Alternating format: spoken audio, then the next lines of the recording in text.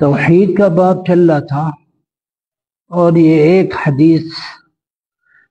جناب حضرت عابس بن ربیعہ یہ تابعی ہیں، کہتے ہیں کہ میں نے جناب حضرت عمر بن الخطاب رضی اللہ عنہ کو حجر اسود کو بوسہ لیتے ہوئے دیکھا، اور بوسہ بھی لے رہے تھے اور یہ بھی کہہ رہے تھے انی لعالم انک حجر لا تضر ولا تنفع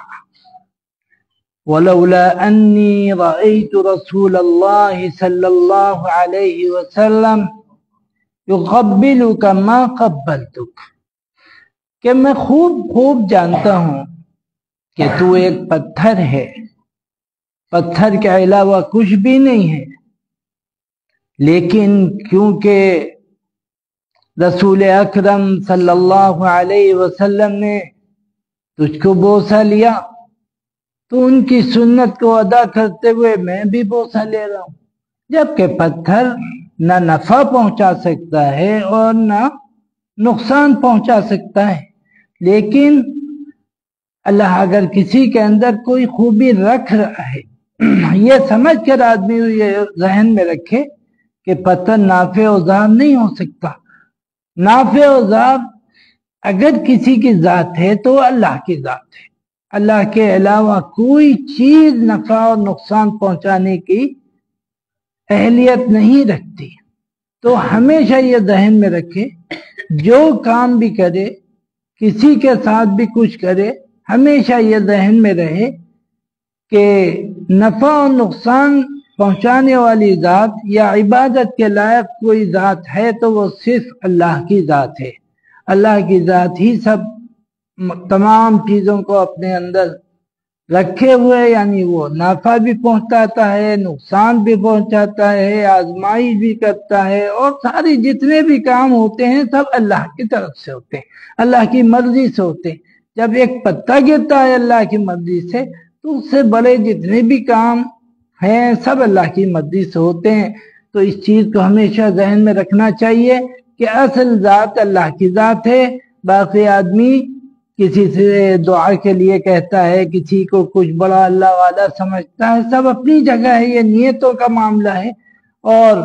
نفع اور نقصان پہنچانا یہ اللہ کا صرف کام ہے۔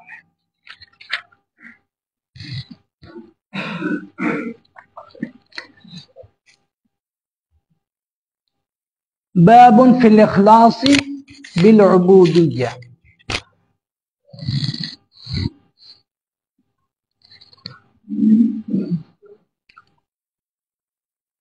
الاخلاص افراد الحق سبحانہ وتعالی فی الطاعة بالقصد۔ قال الله تعالى أعوذ بالله من الشيطان الرجيم وما أمروا إلا ليعبدوا الله مخلصين له الدين حنفاء ويقيموا الصلاة ويؤتوا الزكاة وذلك دين القيمة۔ کہتے ہیں اخلاص یہ ایک بہت عظیم چیز ہے، اخلاص سب کچھ ہے، اخلاص اگر نہیں ہے تو سارے کام، ساری عبادتیں، ساری ریاضتیں سب ضائع ہو جانے والی ہیں۔ اخلاص کیسا اخلاص؟ تو اخلاص کی تعریف کرتے ہیں افراد الحق، الاخلاص افراد الحق سبحانہ وتعالی فی الطاعة بالقصد، یعنی کہ عبادت نیت کے ساتھ کرنا، بالارادہ عبادت اور نیت ہو، یہ خالص اللہ سبحانہ وتعالی کا حق ہے، یعنی ارادہ بھی کرنا اور اس کے ساتھ اخلاص بھی ہونا، یہ دونوں چیزیں بالارادہ عبادت اخلاص کے ساتھ کرنا یہ خالص اللہ سبحانہ وتعالی کا حق ہے۔ اس میں اگر آدمی ذرا بھی ڈگمگا رہا ہے، ذرا بھی کھوٹ آ رہا ہے، تو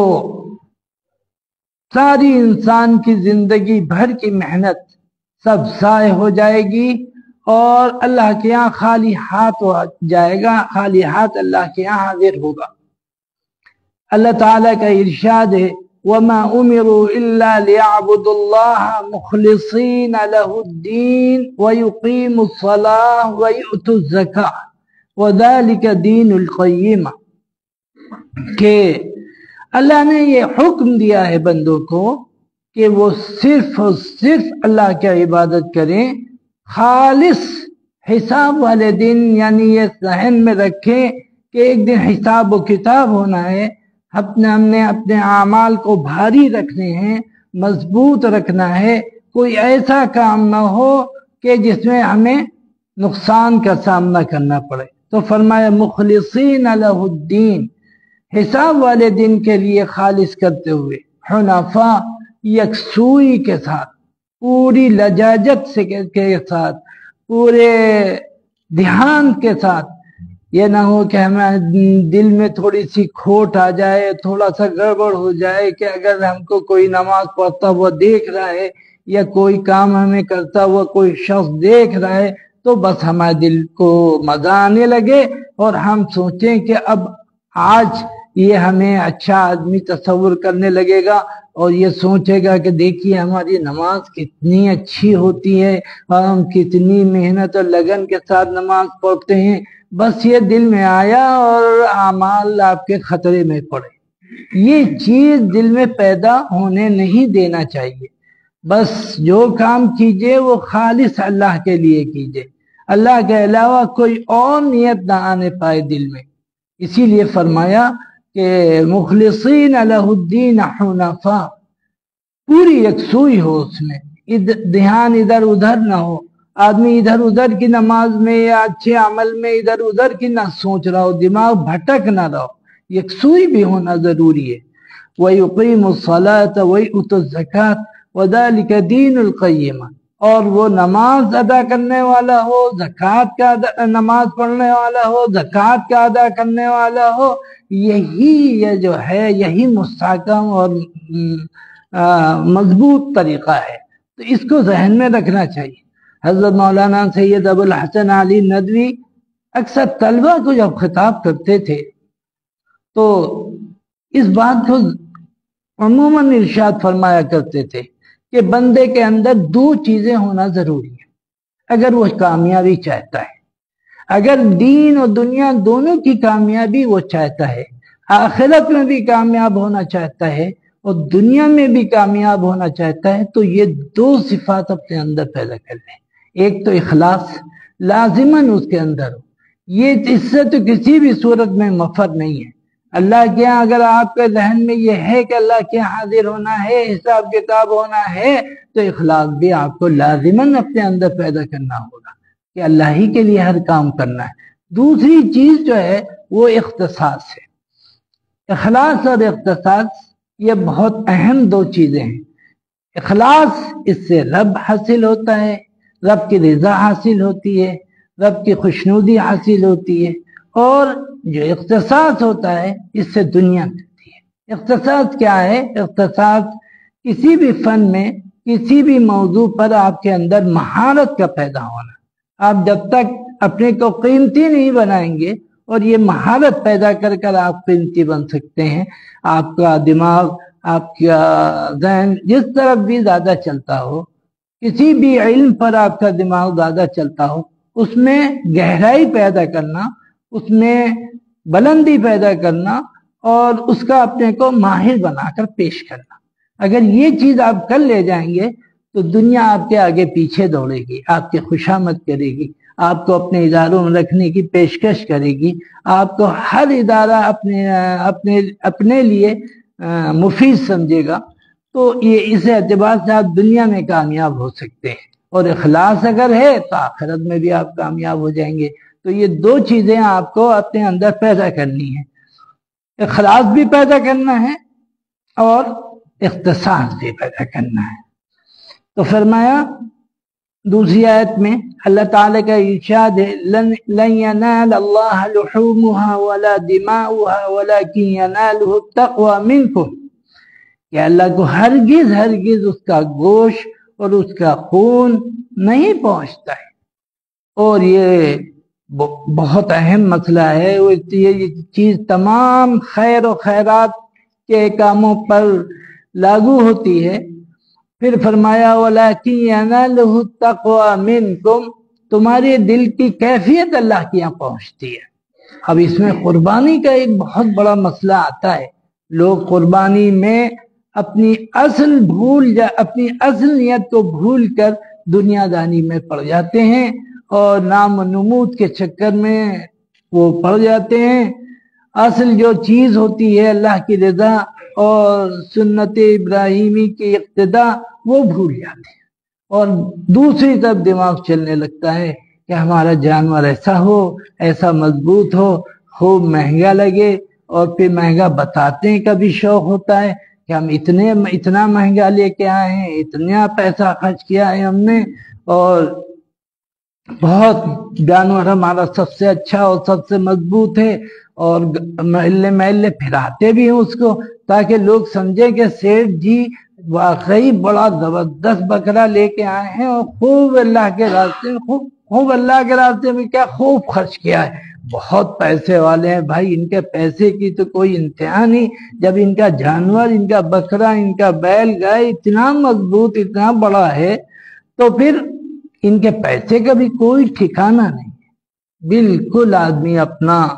سب کچھ کھو دیتا ہے یہ کام کر کے۔ اللہ کے یہاں وَلَٰكِن يَنَالُهُ التَّقْوَىٰ مِنكُمْ، جانور ہمیشہ معتدل لینا چاہیے، اور پیسہ ہے تو پھر آپ چھپا کر کریں، یا کم از کم اس کی مالیت کو بتائیں نا، یا کوئی کام ایسا نہ کریں جس سے آپ کی نیت مشکوک ہو جائے اور اللہ کے یہاں آپ کو فائدہ نہ ملے۔ تو یہ بہت اہم چیز ہے، اور اس لیے بڑی کھول کر اس آیت میں اللہ تعالیٰ کا ارشاد ہے کہ یہ سب تم نہ سوچا کرو، بلکہ اچھی نیت کے ساتھ قربانی وغیرہ، اور اسی طرح صدقہ و خیرات سب اس میں شامل ہیں کہ آدمی چھپا کر دے اور اچھی طرح سے دے، اس کی ضرورت کو دیکھ کے دے، بے ضرورت نہ ضائع کرے، اس لیے کہ جو کچھ بھی ہے وہ آپ کی اپنی نیت ہے، جیسی نیت ہے ویسے اللہ تعالیٰ کے یہاں سے اس میں برکت ہوگی۔ تو جانور اگر آپ مہنگا بہت لا رہے ہیں، اس سے اچھا ہے آپ معتدل لائیں، اور ایک کے بجائے دو لے آئیں، دو قربانیاں کر لیں، اس سے زیادہ آپ کو ثواب حاصل ہو سکتا ہے۔ یا چلیے لائیں، ایک لائیں، بڑا لائیں، اچھا لائیں، لیکن کچھ خفیہ ہو اس میں کہ کم از کم نیت پر اللہ کے یہاں آپ کو اجر ملے، ورنہ ساری تعریفیں یہیں مل جائیں گی، آپ کی بڑائی کو لوگ تسلیم کر لیں گے، اور اللہ کے یہاں جب آپ جائیں گے تو وہ خالی ہاتھ ہوگا۔ تو یہ بہت اہم چیز ہے۔ پھر اللہ تعالیٰ نے ارشاد فرمایا یا ایھا الذین آمنوا لا تبطلوا صدقاتکم بالمن والأذى كالذی ينفق ماله رئاء الناس، اے ایمان والو، تم اپنے صدقات کو، اپنی خیر و خیرات کو احسان جتلا کر اور تکلیف دوسروں کو پہنچا کر، یعنی ہے کہ آپ نے صدقہ کیا، کسی کی مدد کی، لیکن اس کو بار بار آپ یاد دلائیں، اے بھولنا نا، تم 50,000 روپے موقع سے دیے تھے، بہت بری حالت تھی تمہاری، پھر کچھ دنوں کے بعد ہم نے تمہاری مدد کری تھی، تمہارے ساتھ یہی ہم نے کیا تھا، بھولنا نہیں، احسان فراموش نہ بننا، یہاں بتائے دے رہے ہیں۔ پھر جا رہا ہے، آپ نے اس کی بڑی مدد کی ہے، آپ نے، اور یہ صاحب جا رہے ہیں نا، بہت برے ان کے دن آ گئے تھے، امی نے ان کی مدد کی، تب دیکھو سنبھل گیا یہ کیا کر رہے ہو تم، کیسا اپنے عمل کو ضائع کر رہے ہو، دو اور پھر دے کر بھول جاؤ، کسی بھی اعتبار سے اس کو ذلیل نہ کرو، اس کو رسوا نہ کرو، اس کے ساتھ ایسا معاملہ نہ کرو کہ تم اللہ کے منہ دکھانے کے لائق نہ بچو، اور اپنا اللہ سے اجر لینے کا تمہیں کوئی حق باقی نہ رہے۔ فرمایا کالذی ينفق مالہ رئاء الناس، یہ احسان جتلانا اور تکلیف پہنچانا، مختلف کے طریقے تکلیف پہنچانے کے ہو سکتے ہیں، فرمایا اس شخص کی طرح سے نہ ہو جا جو اپنے مال کو خرچ کرتا پھرتا ہے لوگوں سے تعریف حاصل کرنے کے لیے، لوگوں سے واہوائی حصول کرنے کے لیے، اور اپنی سخاوت کے چرچے کروانے کے لیے۔ تو فرمایا یہ چیز مناسب نہیں ہے، اور فرمایا الا للہ الدین الخالص، دین خالص یہ صرف اللہ کے لیے۔ جب حساب کتاب ہوگا، لوگ کے اعمال تولے جائیں گے، ناپے جائیں گے، تو بعض اعمال یوں بڑے وزن کے ہو سکتے تھے، لیکن یہی احسان جتلانے کی وجہ سے اور کسی کو بار بار اپنے احسان کو یاد دلانے کی وجہ سے وہ سب بیکار ہو جائیں گے، ہلکے ہو جائیں گے، روئی کے گالے کی طرح سے ہو جائیں گے، ان میں کوئی وزن نہیں رہ جائے گا۔ تو آدمی کو ہمیشہ اس چیز کو دھیان میں رکھنا چاہیے کہ جب آدمی اتنا بڑا کام کر رہا ہے، 50 ہزار لاکھوں روپے سے کسی کی مدد کر رہا ہے، تو پھر بالکل اس کو چپ ہو جانا چاہیے۔ بھائی حدیث میں آتا ہے کہ ایسا خرچ کرو کہ دائیں ہاتھ نے کیا خرچ کیا بائیں ہاتھ کو پتہ نہ چلے، یہ ہے حدیث۔ اس طرح سے آدمی کو اعمال، اور باقی اگر سارے اعمال وہ یہیں اکارت کر ڈالے گا، ضائع کر دے گا، برباد کر دے گا، تو اللہ کے یہاں کس منہ سے جائے گا؟ کس طرح اس کا نپٹارا ہوگا؟ کس طرح سے وہ جنت کا حقدار بن پائے گا؟ اگر ذرا سی بھی اچھی نیت رکھتا اور خفیہ اپنے اعمال کو رکھتا تو جنت کا اعلیٰ مقام کا وہ استحقاق پا سکتا تھا، لیکن اس نے صرف ظاہر کر کے، احسان جتلا کے اور ریاکاری کے چکر میں، نام و نمود اور تعریف کے چکر میں اس نے سارے اعمال ضائع کر دیے۔ یہ اللہ کے یہاں بالکل پسند نہیں کیا جاتا، جو کام کرے خالص اللہ کے لیے۔ وعن عبد الله بن عمر رضي الله عنهما قال سمعت رسول الله صلى الله عليه وسلم يقول انطلق 3 نفر ممن كان قبلكم حتى آواهم المبيت إلى غار فدخلوه فانحدرت صخرة من الجبل فسدت عليهم الغار فقالوا إنه لا ينجيكم من هذه الصخرة إلا أن تدعوا الله بصالح أعمالكم. قال رجل منهم اللهم كان لي أبوان شيخان كبيران وكنت لا أقبق قبلهما أهلا ولا مالا فنأى بي طلب الشجر يوما فلم أرح عليهما حتى ناما فحلبت لهما غبوقهما فوجدتهما نائمين فكرهت أن أوقظهما وأن أقبق قبلهما أهلا ولا مالا فلبست والقدح على يدي أنتظر استيقاظهما حتى برق الفجر والصبية يتغاغون عند قدمي فاستيقظا فشربا غبوقهما اللهم إن كنت فعلت ذلك ابتغاء وجهك ففرج عنا ما نحن فيه من هذه الصخرة فانفرجت شيئا لا يستطيعون الخروج منه. وقال الآخر اللهم إنه كان لي ابنة عم كانت أحب الناس إلي وفي رواية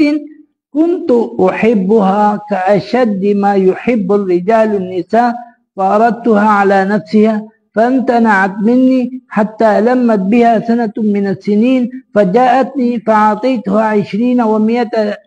دينار على أن تخلي بيني وبين نفسها ففعلت حتى إذا قدرت عليها وفي رواية فلما قعدت بين رجليها قالت اتق الله ولا تفض الخاتم إلا بحقه فانصرفت عنها وهي أحب الناس إلي وتركت الذهب الذي أعطيتها اللهم إن كنت فعلت ذلك ابتغاء وجهك فافرج عنا ما نحن فيه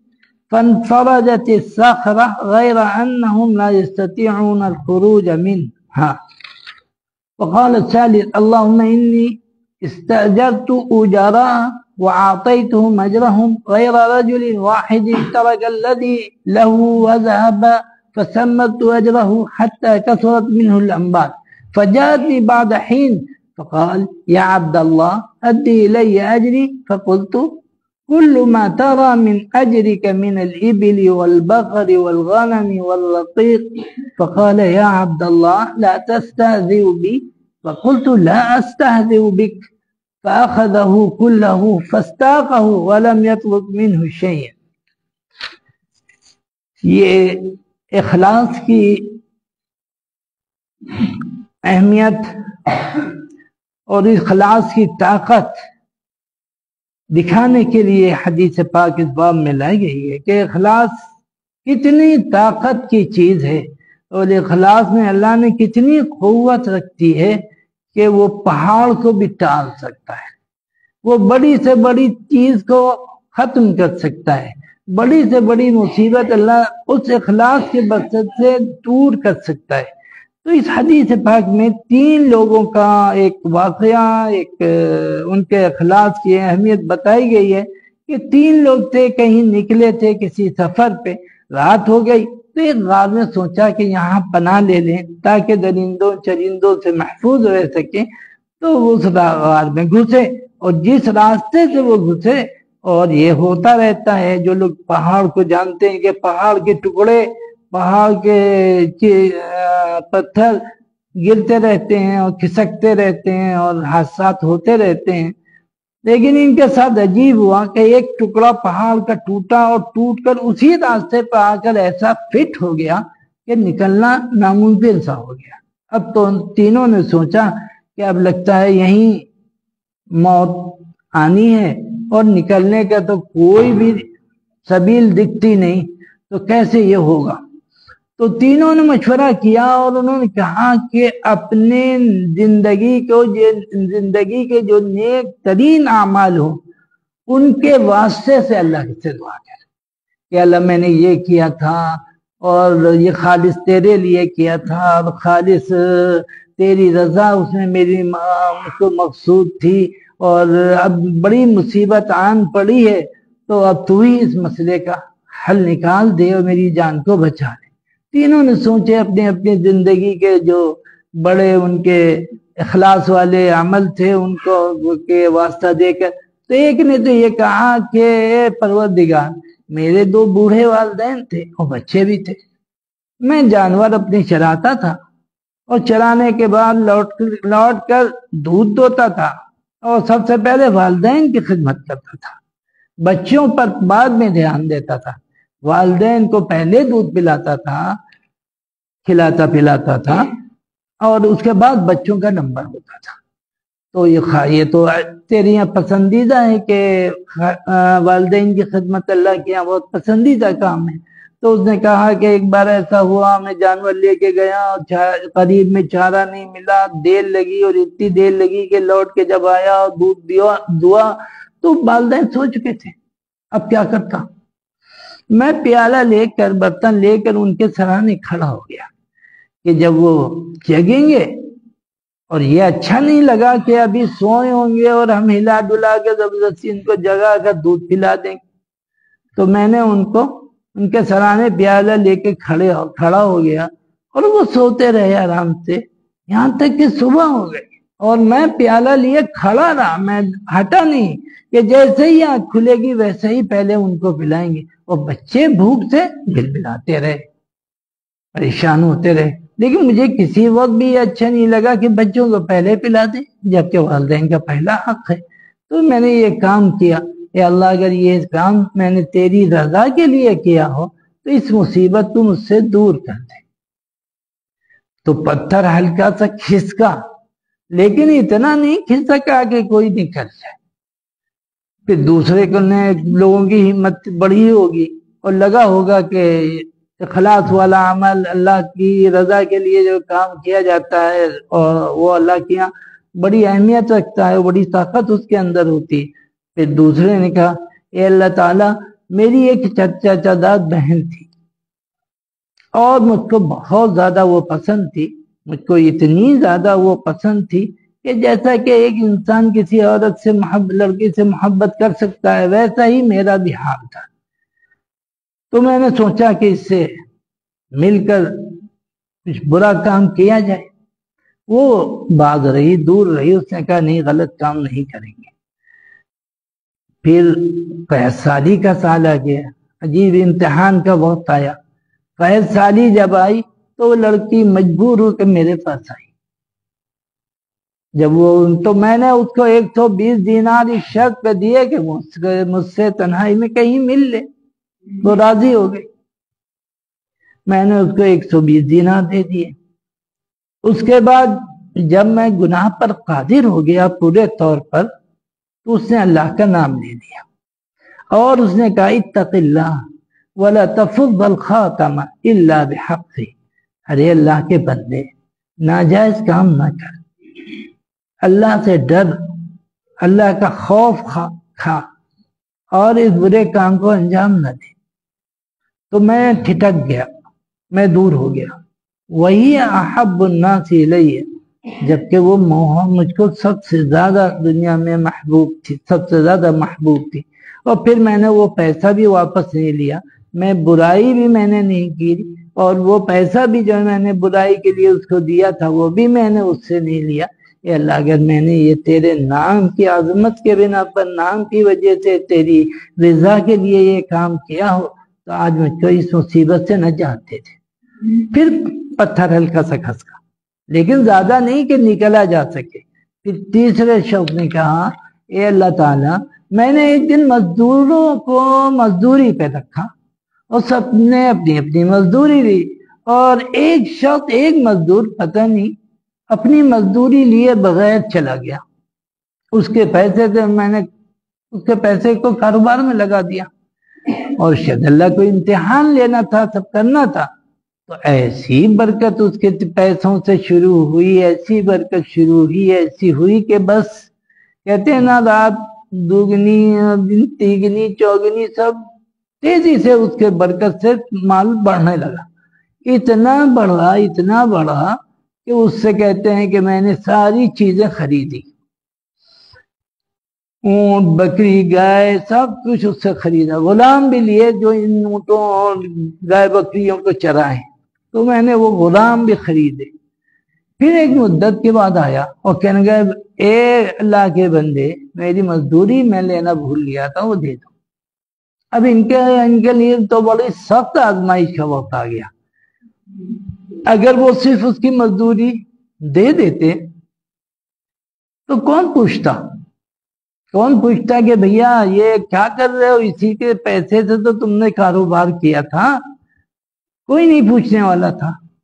لیکن اللہ کا ڈر اور خوف، اللہ کی رضا خوشنودی کا ایک جذبہ اس کے یہاں پیدا ہو گیا تھا شاید، تو کہہ رہا ہے کہ اے اللہ کے بندے، یہ جو سارا سب کچھ دیکھ رہے ہو، اونٹ گائے بکری غلام، یہ سب تمہارے، لے جاؤ۔ تو اس نے کہا سیٹھ جی مذاق اڑا رہے ہیں، ہمارا تفریح کر رہے ہیں۔ تو اس نے کہا ارے بھیا صرف مزدوری میں مانگ رہا ہوں، کہ ہاں یہ سب تمہاری مزدوری ہے، یہ سب تمہارے ہی ہے، تمہارے پیسے کی برکت ہی ہے،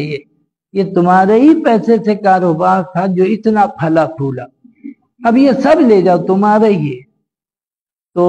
وہ بھی بڑا بیہڑ آدمی تھا، اس نے بھیا سارے جانور غلام سب ہاکے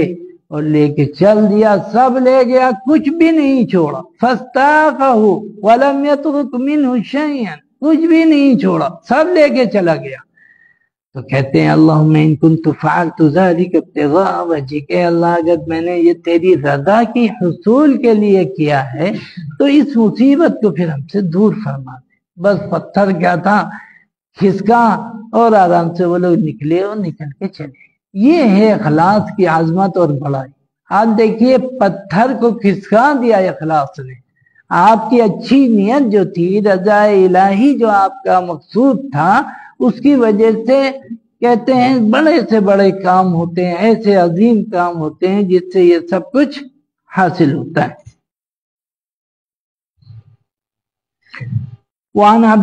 ابي هريره رضي الله عنه قال سمعت رسول الله صلى الله عليه وسلم يقول ان اول الناس يقضى يوم القيامه عليه رجل استشهد فأتي به فعرفه نعمه فعرفها، قال فما عملت فيها؟ قال قاتلت فيك حتى استشهدت، قال كذبت ولكنك قاتلت لأن يقال جريء فقد قيل، ثم أمر به فصحب على وجهه حتى ألقي في النار، ورجل تعلم العلم وعلمه وقرأ القرآن فأوتي به فعرفه نعمه فعرفه قال فما عملت فيها قال تعلمت العلم وعلمه وقرأت فيك القرآن قال كذبت ولكنك تعلمت ليقال عالم وقرأت القرآن ليقال هو قارئ فقد قيل ثم أمر به فصحب على وجهه حتى ألقي في النار ورجل وسعه الله عليه وأعطاه من أصناف المال فأتي به فعرفه نعمه فعرفه قال فما عملت فيها قال ما تركت من سبيل تحب أن ينفق فيها إلا أنفقت فيها لك قال كذبت ولكنك فعلت ليقال هو جواد فقد قيل ثم أمر به فصعب على وجهه حتى ألقي في النار. جیسے اخلاص کی برکت کی وہ حدیث تھی، ایسے ہی عدم اخلاص پر یہ سخت ترین حدیث ہے اور مختلف قسم کے لوگوں کا اس میں ذکر ہے۔ حضرت ابو ہریرہ رضی اللہ عنہ راوی حدیث ہیں، کہتے ہیں کہ میں نے رسول اکرم صلی اللہ علیہ وسلم کو فرماتے ہوئے سنا۔ آپ نے کہا، فرما رہے تھے کہ اس قیامت کے دن سب سے پہلے شخص جس کا فیصلہ کیا جائے گا وہ شہید انسان ہوگا، ایک شہید انسان ہوگا، یعنی ایک ایسا انسان جو اللہ کے راستے میں لڑا ہوگا اور یہاں تک کہ شہید ہو گیا ہوگا۔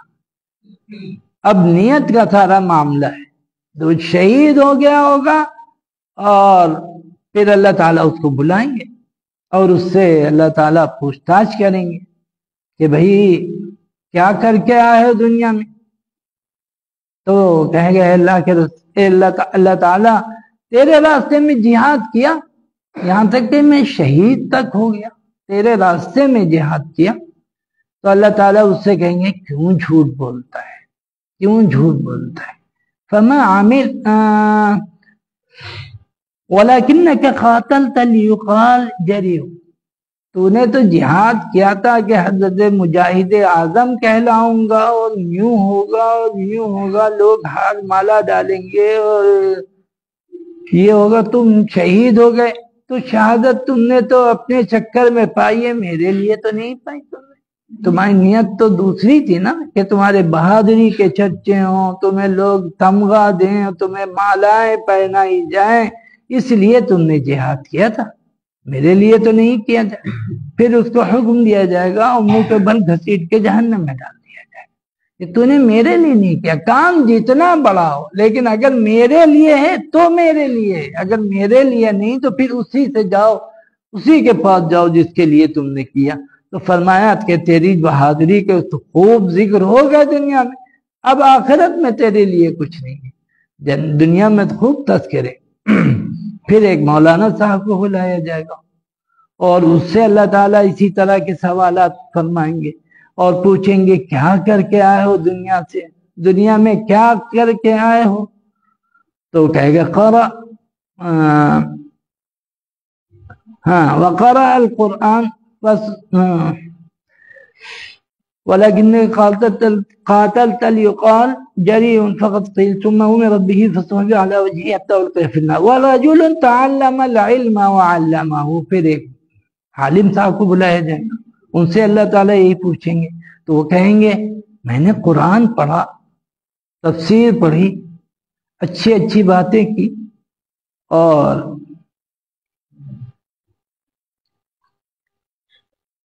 فَأُوتِيَ بِهِ، پھر ان کا ذکر ہوگا، مولانا صاحب کو بلایا جائے، فَعَرَّفَهُ نِعَمَهُ، اللہ تعالیٰ وہ جگہ، وہ مقام، وہ چیزیں سب دکھائیں گے کہ مولانا صاحب کی کتنی عزت ہو رہی ہے، لوگ ہاتھوں ہاتھ لے رہے ہیں، ہاتھ پیر چوم رہے ہیں، سب ہو رہا ہے، یہ سب ہوگا۔ تو اللہ تعالیٰ ان سے پوچھیں گے فَمَا عَمِلْتَ فِيهَا، کیا کر کے آؤ یہ بتاؤ، تم نے جو کچھ وہاں کیا کس لیے کیا، کیوں پڑھا؟ تو بتائیں گے کہ میں نے پڑھا اور پھر پڑھایا۔ تو اللہ تعالیٰ کہیں گے کس نیت سے کیا؟ کذب تھا، تم جھوٹ بولتے ہو، تم نے جو کچھ پڑھا یہ اس لیے پڑھا کہ حضرت مولانا کہلاؤ، عالم فاضل کہلاؤ، لوگ تھوڑی عزت کریں تمہاری اور مال بھی اس کے ذریعے تم کماؤ، تو تم نے یہ سب کیا وہ اسی جس نیت سے کیا وہ اسی لیے مانا جائے گا، تو ان کو بھی اللہ تعالی منہ کے بل گھسیٹ کے جہنم میں ڈال دیا جائے گا۔ پھر وَرَجُلٌ وَسَّعَهَا اللَّهُ عَلَيْهِ وَأَعْطَاهُ مِنْ أَصْنَافِ الْمَالِ، پھر تیسرے کا نمبر آئے گا جس کو اللہ تعالیٰ نے مختلف قسموں کے مال اور ساری اللہ تعالیٰ نے ان کے بعد انعامات اللہ کے ہوں گے، خوب مال و دولت ہوگی اور خوب اللہ کے راستے میں وہ خرچ بھی کرتے ہوں گے۔ فَعَرَّفَهُ نِعَمَهُ فَعَرَفَهَا، کہ اللہ تعالیٰ ان کو بھی اپنی نعمتیں دکھوائے گا، پہچنوائے گا، ان کو دکھائے گا کہ دیکھو تم یوں کر رہے ہو، تمہارے پاس اتنی دولت ہے اور ایسا شوں شاہ ہے دنیا میں، تمہارے پاس بڑھیا بڑھیا گاڑیوں تو تم ٹہل رہے ہو اور مزے کر رہے ہو، بنگلے ہیں شاندار شاندار، تو وہ سب دیکھیں گے اور پہچانیں گے، تو کہیں گے کیا میرے لیے کیا کر کے آئے ہو؟ تو وہ کہے گا ما ترکت من سبیل تحب ان ينفق فیها الا انفقت فیها لک، اللہ میں نے تیرے راستوں میں سے کوئی بھی راستہ جہاں بھی تیرے لیے خرچ کرنا مناسب تھا میں نے تیرے راستے میں خرچ کیا، ہر جگہ دیا، جہاں بھی کوئی چندے والا آیا، کوئی بھی آیا، کیسا ہی آیا، میں نے اس کی مدد کی۔ تو اللہ تعالیٰ اس سے بھی کہیں گے کذبت، جھوٹ نہ بولا تھا، نام و نمود کے لیے کیا، سخاوت کے چرچے ہوں، ہر طرف لوگ کہیں فلاں سیٹ کیا جاؤ وہاں ملتا ہے، ارے سیٹ جی سیٹ جی سیٹ جی، اور سیٹ جی بھی ہیں، جب تک چار آدمی دیکھ نہ لیں جب تک ان سے پیسہ نکلتا نہیں ہے، جب تک کسی بڑی مجلس میں مائک سے اعلان نہ ہو کہ فلاں سیٹ جی نے 1,00,000 روپے دیے اس مد میں، جب تک آپ کے پیسے نکلتے ہی نہیں ہو، تو پھر یہ سب چیزیں اللہ کے لیے نہیں مانی جائیں، یہ سب تو دنیا داری ہو گئی۔ آپ لاکھوں کروڑوں کچھ بھی خرچ کر ڈالیے، اگر رضا الہی نہیں ہے، اگر اس میں خفیہ پن نہیں، اگر اس کو چھپا کر آپ نہیں کر رہے ہیں تو کسی کام کا نہیں ہے، سب ضائع ہو جانے والا ہے۔ اور یہ بعضوں کی عادت ہوتی ہے کہ جب تک ان کا نام مائک سے اعلان نہ کرو جب تک ان کو دینے میں مزہ ہی نہیں آتا ہے، جب تک سب لوگ جانے نہ سمجھے نہ کہ سیٹھ جی کا کتنا بڑا یوگدان ہے، جب تک تو آپ کو مزے، اور خفیہ اگر کوئی لینا چاہے تو آپ سے 10 روپے نہ نکلیں جیب سے، کیونکہ کوئی دیکھ نہیں رہا ہے، تعریف کرنے والا ہے نہیں، تو کیا مزہ آئے گا آپ کو خرچ کرنے میں؟ تو ڈھونڈتے ہیں اور تو آواز دے دی، ارے بھائی، اب وہ جب متوجہ ہوا تو آپ نے جیب سے جلدی سے نکال کے دیا تاکہ وہ تو کم از کم دیکھ لے، جو نہ کوئی بھی نہیں دیکھے گا تو بالکل مزہ نہیں آئے گا۔ تو یہ چیز اللہ کے بالکل بالکل بالکل ناپسند ہے۔ تو 3 وہ لوگ جن کے اندر اللہ نے اخلاص رکھا تھا، پھر دوسری حدیث میں 3 یہ وہ لوگ جن کے اندر اخلاص کا فقدان تھا۔ مولانا صاحب نے دنیا داری کے لیے علم دین حاصل کیا تھا اور سیٹھ جی نے نام و نمود کے لیے، اور شہید جو جس نے جان تک نچھاور کر دی اس نے بھی صرف شہرت کے لیے جان دے دی۔ اس قدر نقصان کا سودا ہے، اس قدر نقصان کا سودا ہے۔ شہید تو وہی ہے جو رضا الہی کے لیے اللہ کے راستے میں اپنی جان قربان کرے۔ تو یہ سب چیزیں ہیں، اور بہرحال اخلاص بہت عظیم چیز ہے، اور اخلاص پیدا کرنے کی بھی ضرورت ہے۔ آدمی جو کام بھی کرے اخلاص کے لیے، اللہ کی رضا کے لیے، اس کی خوشنودی کے لیے، ورنہ اتنے بڑے بڑے آدمی کام کرے اور سب کے سب ضائع ہو جائیں تو اس سے بڑا کوئی خسارہ نہیں۔ اللہ ہم سب کو اخلاص کی دولت عطا فرمائے اور رضا الہی ہمارے اندر پیدا فرما دے۔ سبحان اللہ بحمدہ، سبحان اللہ العظیم، سبحانک اللہم وبحمدک، نشہد ان لا الہ الا انت ونستغفرک ونتوب